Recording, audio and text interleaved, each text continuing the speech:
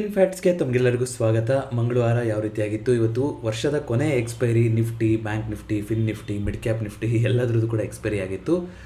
ಜನವರಿ ಸೀರೀಸಿಗೆ ಕಾಲಿಡ್ತಾ ಇದ್ದೀವಿ. ಸುಮಾರು ಕಡೆಯಿಂದ ಬೇರೆ ಬೇರೆ ಥರದ ಒಂದು FIIಗಳು ಈ ವರ್ಷ ಅಂದರೆ 2026 ಪಾಸಿಟಿವ್ ಆಗಬೇಕು ಅಂದರೆ ಚೈನಾ ಜೊತೆಗೆ US ಮಾರ್ಕೆಟು ಇದ್ರ ಮೇಲೆ ಡಿಪೆಂಡ್ ಆಗಿದೆ ಅಂತ ವಿಶ್ಲೇಷಣೆ ಕೊಡ್ತಾ ಇದ್ದಾರೆ. ಅದು ಆ್ಯಸ್ ಯೂಶ್ವಲ್ ಗೊತ್ತಿರುವಂಥದ್ದೇ.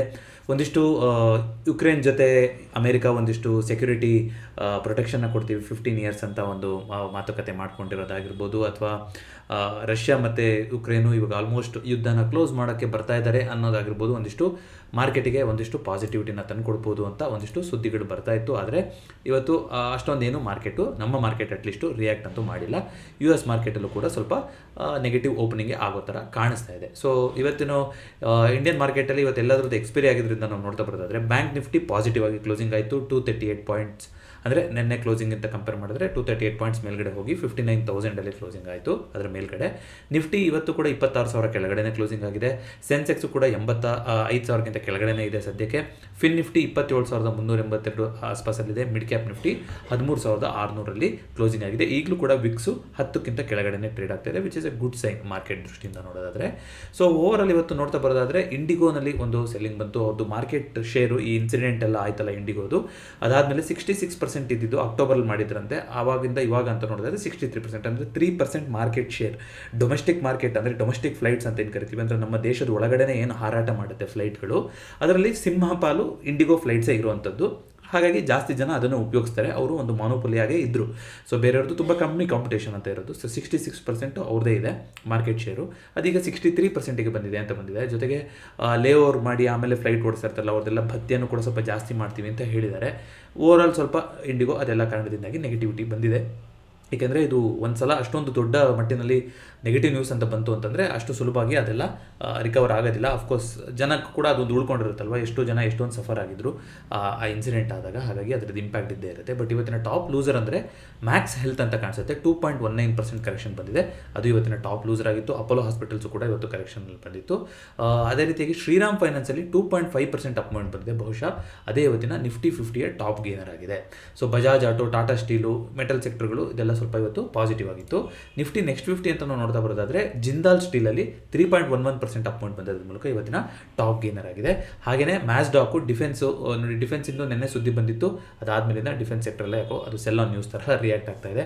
ಬಜಾಜ್ ಹೋಲ್ಡಿಂಗ್ಸಲ್ಲೂ ಕೂಡ 2.38%, ಹಾಗಾಗಿ ಸೋಲಾರ್ ಇಂಡಸ್ಟ್ರೀಸಲ್ಲೂ ಕೂಡ 2.46% ಕರೆಕ್ಷನ್ ಬಂದಿತ್ತು. ಸೊ ಓವರಾಲ್ ಕಮೋಡಿಟಿ ಮಾರ್ಕೆಟ್ ಅಂತ ನಾವು ನೋಡ್ತಾ ಬರೋದಾದರೆ ಸಿಲ್ವರ್ದು ನೋಡಿ, ನೆನ್ನೆ ತುಂಬ ಎಲ್ಲ ನ್ಯೂಸ್ ಈ ಥರ ಬಂದ್ರೂ ಕೂಡ ನೆನ್ನೆ ಐ ಥಿಂಕ್ ನಾವು ಮಾತಾಡ್ಕೊಂಡಿದ್ವಿ ಕೂಡ, ತುಂಬ ಒಂದು ಬೇಗ ಇದನ್ನ ಅರ್ಥ ಜಡ್ಜ್ ಮಾಡೋದು ಬೇಡ. ಒಂದು ಹಿಂದೆ ಯಾಕೆ ಇದನ್ನ ಹೇಳ್ತಾ ಇದ್ದಾರೆ ಅಂದರೆ, ನಾನು ಚಾರ್ಟ್ಸ್ ತೋರಿಸಿ ಅದು ಬೇಕೆ ಸಾಧ್ಯವಾದ್ರೆ ಒಂದು ವೀಡಿಯೋ ಮಾಡ್ತೀನಿ. ಸಿಲ್ವರ್ ಬಗ್ಗೆ ಒಂದು ವೀಡಿಯೋ ಮಾಡಿದ್ದೆ ಅನಿಸುತ್ತೆ. ಹಿಂದೆ ಸುಮಾರು ಸಲ ಒಂದು ಸ್ಪೈಕ್ ಆಗಿದೆ ಸಿಲ್ವರಲ್ಲಿ. ಆದರೆ ಅಂದರೆ ಸ್ಪೈಕ್ ಅಂದರೆ ಯಾವ ಥರ, ಒಂದು ಎಕ್ಸ್ಪೋನೆನ್ಷಿಯಲ್ ಆಗಿ ಒಂದೇ ಸಲ ತುಂಬ ಮೇಲ್ಗಡೆ ಹೋಗೋ ಥರ ಆಗುತ್ತಲ್ಲ, ಆ ಥರ ಸಿಚುವೇಶನ್ ಆದಾಗ ಹಿಸ್ಟಾರಿಕಲಿ ನೀವು ನೋಡ್ತಾ ಬರೋದಾದರೆ ಒಂದು ಶಾರ್ಪಾಗಿ ಕರೆಕ್ಷನ್ ಬಂದಿರುವಂಥದ್ದು ಕೂಡ ಉದಾಹರಣೆ ಇದೆ. ಸೊ ಇತ್ತೀಚೆಗೆ ಒಂದು ತಿಂಗಳು ಹಿಂದೆ ಒಂದು ಸಲ ಕರೆಕ್ಷನ್ ಶುರುವಾದಾಗಲೂ ಕೂಡ ಇದನ್ನು ತುಂಬ ಶಾರ್ಪ್ ಕರೆಕ್ಷನ್ ಅಂತಲೇ ಎಕ್ಸ್ಪೆಕ್ಟ್ ಮಾಡಿದ್ರು ಸುಮಾರು ಜನ. ಆದರೆ ಆ ಥರ ಮಾಡಲಿಲ್ಲ. ಸಿಲ್ವರಲ್ಲಿ ಒಂದು ಹಾಲ್ಟ್ ಆಗಿ ಮತ್ತೆ ಇವಾಗ ತುಂಬ ಶಾರ್ಪಾಗಿ ಮೇಲ್ಗಡೆ ಹೊರಟೋಗ್ತಾ ಹೋಯಿತು. ಹಾಗಾದ್ರೂ ಕೂಡ ನೋಡಿ, ಆ ಥರ ಆದಾಗ ತುಂಬ ಇಮಿಡಿಯೇಟಾಗಿ ನಮಗೆ ಗೊತ್ತಿರೋದಿಲ್ಲ, ಒಂದೇ ದಿನದಲ್ಲಿ ಏನೇ ರೀತಿಯಂಥ ಡಿಸಿಷನ್ ತೊಗೋಬಾರ್ದು ಅನ್ನೋದಕ್ಕೆ ಬೆಸ್ಟ್ ಎಕ್ಸಾಂಪಲು. ಇವತ್ತು ವಾಪಸ್ $75 ಮೇಲ್ಗಡೆ ಹೋಗಿ ಟ್ರೇಡ್ ಆಗ್ತಿದೆ. ಅಫ್ಕೋರ್ಸ್ ಆಲ್ ಟೈಮ್ ಹೈ $84 ಹತ್ತಿರ ಮಾಡಿತ್ತು. ಬಟ್ ನಿನ್ನೆ $70 ಕೂಡ ಬಂದಿತ್ತು ಸಿಲ್ವರ್ ಒಂದು ಔನ್ಸಿಗೆ. ಅದರಿಂದ ಈಗ $75 ಹೋಗಿದೆ. ಇಂಡಿಯಾದಲ್ಲಿ ಸಿಲ್ವರ್ನ ಸ್ಪಾಟ್ ಪ್ರೈಸ್ನ ಟ್ರ್ಯಾಕ್ ಮಾಡೋಂಥದ್ದಾಗಲಿ, ಅದನ್ನ ನಾವು ಇನ್ವೆಸ್ಟ್ ಮಾಡೋದಾಗಲಿ, ಟ್ರೇಡ್ ಮಾಡೋದಾಗಲಿ ಅಂದರೆ ನಿಮಗೆ ETFಗಳು ಸಿಗ್ತಾ ಹೋಗುತ್ತೆ. ಜೊತೆಗೆ ಸಿಲ್ವರು ಮೆಟಲ್ ರಿಲೇಟೆಡ್ ಮ್ಯೂಚುವಲ್ ಫಂಡ್ಗಳು ಕೂಡ ಇದೆ, ಅದರಲ್ಲಿ ನಾವು ಮಾಡ್ತಾ ಹೋಗ್ಬೋದು.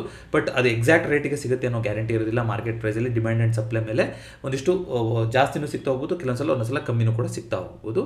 ಅದೊಂದೇ ಮಾನದಂಡ ಇರುವಂಥದ್ದು. ಆ್ಯಕ್ಚುಲ್ ಸಿಲ್ವರಲ್ಲಿ ನೀವು ಇನ್ವೆಸ್ಟ್ ಮಾಡಬೇಕು ಈಕ್ವಿಟಿನಲ್ಲಿ ಅಂತಂದರೆ ಆ ಆಪ್ಷನ್ ಇರುತ್ತದೆ. ಇನ್ನು ಡಿಜಿಟಲ್ ಗೋಲ್ಡು, ಡಿಜಿಟಲ್ ಸಿಲ್ವರು ಈ ಥರದ್ದೆಲ್ಲ ಬರ್ತಾ ಹೋಗುತ್ತೆ. ಬಟ್ ಅದರದ್ದೇ ಆದಂಥ ರಿಸ್ಕ್ಗಳಿರುತ್ತೆ. ಇದ್ರ ಬಗ್ಗೆ ನಾನು KGF ಸ್ಟೈಲಲ್ಲಿ ಒಂದು ವೀಡಿಯೋ ಮಾಡಿದ್ವಿ, ಗೋಲ್ಡ್ನ ಯಾವ್ದು ರೀತಿಯಾದ ಬೆಸ್ಟ್ ಮಾರ್ಗ ಯಾವುದು ಗೋಲ್ಡು ಅಂತ, ಅದರಲ್ಲಿ ಕವರ್ ಮಾಡಿದ್ದೀನಿ. ನಾನು ಬೇಕಾದ್ರೆ ವೀಡಿಯೋದ ಎಂಡಿಗೆ ಕೊಟ್ಟಿರ್ತೀನಿ ನಾನು ಅದನ್ನ.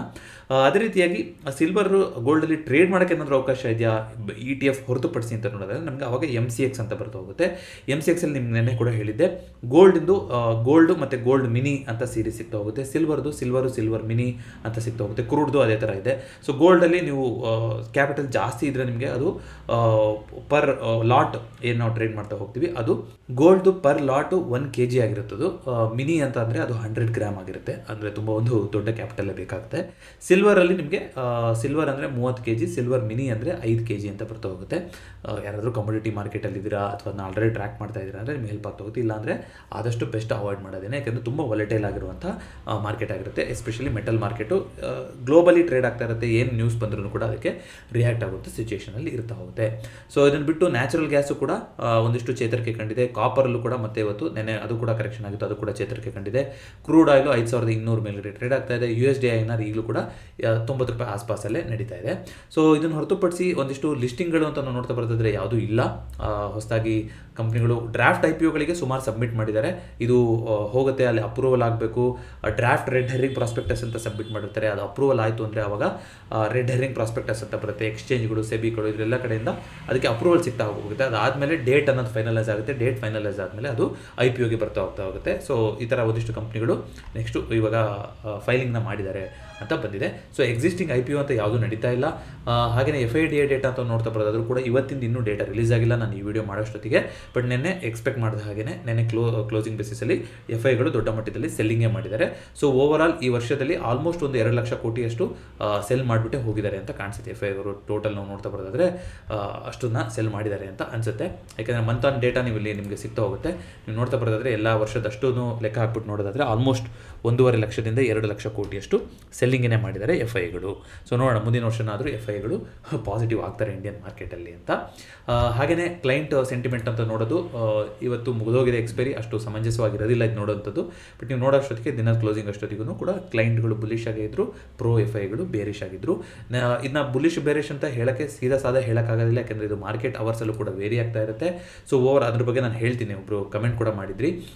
ಅದೇ ರೀತಿಯಾಗಿ ಹೀಟ್ ಮ್ಯಾಪ್ ಅಂತ ನಾವು ನೋಡ್ತಾ ಬರೋದಾದರೆ ಮೆಟಲ್ ಇವತ್ತಿನ ಟಾಪ್ ಸೆಕ್ಟರ್ ಆಗಿತ್ತು, top gainer sector. Consumer durables ಇವತ್ತು ಜಾಸ್ತಿ ಕರೆಕ್ಷನ್ ತಿಂದಂಥ ಸೆಕ್ಟರ್ ಆಗಿತ್ತು. ಇಲ್ಲಿ PCR ಅಂತ ಬರೋದು ಅದೇನೆ, ಪುಟ್ OI divided by call OI ಅಂತಂದರೆ ಅದೇನೇ ತೋರಿಸ್ತಾ ಹೋಗುತ್ತೆ. ಇದು ಸೆಲ್ಲರ್ಸ್ ಪರ್ಸ್ಪೆಕ್ಟಿವಿಂದ ಆಗಿರುವಂಥ ಡೇಟಾ ಆಗಿರುತ್ತೆ. ಸಾಮಾನ್ಯವಾಗಿ 1ಕ್ಕಿಂತ ಕೆಳಗಡೆ ಇದೆ ಅಂದರೆ ಅರ್ಥ ಏನು ಅಂತಂದರೆ ಕಾಲ್ OIಗಳೇ ಜಾಸ್ತಿ ಇದೆ ಅಂತ. ಅಂದರೆ ಅಲ್ಲೇನಾಗ್ತಾ ಹೋಗುತ್ತೆ, ಒಂದಿಷ್ಟು ಸ್ವಲ್ಪ ನೆಗೆಟಿವ್ ಪೊಸಿಷನ್ ತೊಗೊಂಡ್ರವರು ಜಾಸ್ತಿ ಇದ್ದಾರೆ ಅಂತ ಅದರ ಒಂದು ಅರ್ಥ ಹೇಳ್ತಾ ಹೋಗುತ್ತೆ. ಅದೇ ರೀತಿ 1ಕ್ಕಿಂತ ಜಾಸ್ತಿ ಇದೆ ಅಂದರೆ ಆಗ ಪುಟ್ OIಗಳೇ ಜಾಸ್ತಿ ಇದೆ ಅಂತ ಅರ್ಥ ಬರ್ತಾ ಹೋಗುತ್ತೆ. ಆವಾಗ ಅಂದರೆ ಪುಟ್ OI ಜಾಸ್ತಿ ಇದೆ ಅಂತಂದರೆ ಒಂದು ಏನು ಸಪೋರ್ಟ್ ಮಾಡಿರುವಂಥವ್ರು, ಒಂದು ಪುಟ್ OIಗಳಂದರೆ ಪುಟ್ನ ಸೆಲ್ ಮಾಡಿರುವಂಥವ್ರು, ಅಂದರೆ ಸಪೋರ್ಟ್ ಬಿಲ್ಡ್ ಮಾಡಿರೋರೇ ಜಾಸ್ತಿ ಇದ್ದಾರೆ ಅಂತ ಅದು ವ್ಯಕ್ತಪಡಿಸ್ತಾ ಹೋಗ್ತಾ ಹೋಗುತ್ತೆ. ಒಂದು ಆಸುಪಾಸಲ್ಲಿ ಇದ್ದರೆ ಅದನ್ನ ನ್ಯೂಟ್ರಲ್ ಅಂತ ಕರಿತಾ ಹೋಗುತ್ತೆ. ಆ ಬೇಸಿಸ್ ಮೇಲೆ ಈ ಸ್ಟಾಕ್ ಮೋಜೋ ಟೂಲಲ್ಲಿ ಇದನ್ನ ತೋರಿಸ್ತಾ ಇರ್ತಾರೆ. ಸ್ಟಾಕ್ ಮೋಜೋ ಟೂಲ್ ಬಗ್ಗೆ ಯಾರಿಗಾದರೂ ಆಕ್ಸೆಸ್ ತೊಗೊಳಕ್ಕೆ ಇಷ್ಟ ಇದೆ ಅಂತಂದರೆ ನೀವು, ನಾನು ಆಗಲೇ ಹೇಳಿದಾಗೆ ಪ್ರತಿ ವಿಡಿಯೋದ ಪಿನ್ ಕಾಮೆಂಟಲ್ಲಿ ಕೊಟ್ಟಿರ್ತೀನಿ. ನಿನ್ನೆ ನಾನು ಮಿಸ್ ಮಾಡಿದೆ ಅನಿಸುತ್ತೆ, ಇವತ್ತಿನ ಪಿನ್ ಕಾಮೆಂಟಲ್ಲಿ ನಾನು ಕೊಟ್ಟಿರ್ತೀನಿ. MM20 ಮತ್ತು MM10 ಅನ್ನೋ ಒಂದು ಕೂಪನ್ ಕೋಡ್ನ ಯೂಸ್ ಮಾಡಿದ್ರೆ ನಿಮಗೆ 10%, 20% ಮಂತ್ಲಿ 3 months ಆ್ಯನ್ಯುವಲ್ ಪ್ಲಾನಲ್ಲಿ ನಿಮಗೆ ಡಿಸ್ಕೌಂಟ್ ಸಿಗ್ತಾ ಹೋಗುತ್ತೆ. ಇದು ನಾಳೆ ತನಕ ಮಾತ್ರ ಆ್ಯಕ್ಟಿವ್ ಇರುತ್ತೆ. ನಾಳೆ ಆದಮೇಲೆ ಅವರು ಆ ಕೂಪನ್ ಕೋಡ್ನ ತೆಗಿತಾ ಇದ್ದಾರೆ. ಹಾಗಾಗಿ ನಮ್ಮ ಚಾನಲ್ ಸಬ್ಸ್ಕ್ರೈಬರ್ಸ್ ಯಾರಾದರೂ ಈ ಟೂಲ್ನ ಯೂಸ್ ಮಾಡ್ತಾ ಇದ್ದೀರಿ, ಇಂಟ್ರೆಸ್ಟ್ ಇದೆ ಅಂದರೆ ನೀವು ನಾಳೆ ಒಳಗಡೆ ಆ ಟೂಲ್ನ ನೀವು ಉಪಯೋಗಿಸ್ಕೊತ ಹೋಗ್ಬೋದು. ಸೊ ಅದನ್ನು ಬಿಟ್ಟು ಅಂತ ನೋಡೋದಾದರೆ PCR ಡೇಟಾ ಅಂತ ಬಂದಾಗ ಆ ರೀತಿಯಾಗಿ ಅದು ವರ್ಕ್ ಆಗ್ತಾ ಹೋಗುತ್ತೆ. ಮತ್ತು ನೀವು ಪುಟ್ OI ಚೆನ್ನಾಗಿದ್ರೂ ಕೂಡ ಅಲ್ಲಿ ಒಂದು ಸೆಲ್ಲಿಂಗ್ ಆಯಿತು ಅಂದರೆ ಯಾವ ಸ್ಟ್ರೈಕು ದಿನದಲ್ಲಿ ಓಪನ್ ಆದಮೇಲೆ ಅಲ್ಲಿ ಏನಾಯಿತು ಬೆಳವಣಿಗೆ ಅದನ್ನೆಲ್ಲದನ್ನು ಕೂಡ ನೋಡ್ತಾ ಹೋಗಬೇಕಾಗುತ್ತೆ. ಕ್ಲೋಸಿಂಗ್ ಬೇಸಿಸಲ್ಲಿ ಯಾವುದನ್ನು ಕೂಡ ಒಂದು ಅಳೆಯೋಕ್ಕಾಗೋದಿಲ್ಲ, ಯಾಕಂದರೆ ಇದೆಲ್ಲ ಡೈನಾಮಿಕ್ ಇಂಡಿಕೇಟರ್ಸು. ಮಾರ್ಕೆಟ್ ಅವರ್ಸಲ್ಲೂ ಕೂಡ ಚೇಂಜಸ್ ಆಗ್ತಾ ಇರುತ್ತೆ. ಎಕ್ಸ್ಪೈರಿ ದಿನ ನೋಡೋಂಥದ್ದು ಇದಕ್ಕೇನು ಉಪಯೋಗ ಇರೋದಿಲ್ಲ, ಯಾಕಂದರೆ ಎಕ್ಸ್ಪೈರಿ ಆಗಿ ಹೋಗ್ಬಿಟ್ಟಿದೆ.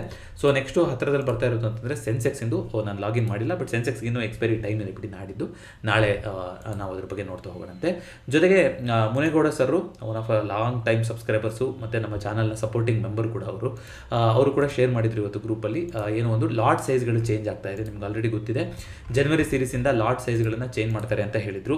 ನಿಫ್ಟಿನಲ್ಲಿ ಈಗ ನಮಗೆ 75 ಬದಲಾಗಿ ಇವಾಗ ಏನಾಗ್ತಾ ಹೋಗುತ್ತೆ 65 ಬರ್ತಾ ಹೋಗುತ್ತೆ ಲಾಟ್ ಸೈಜು.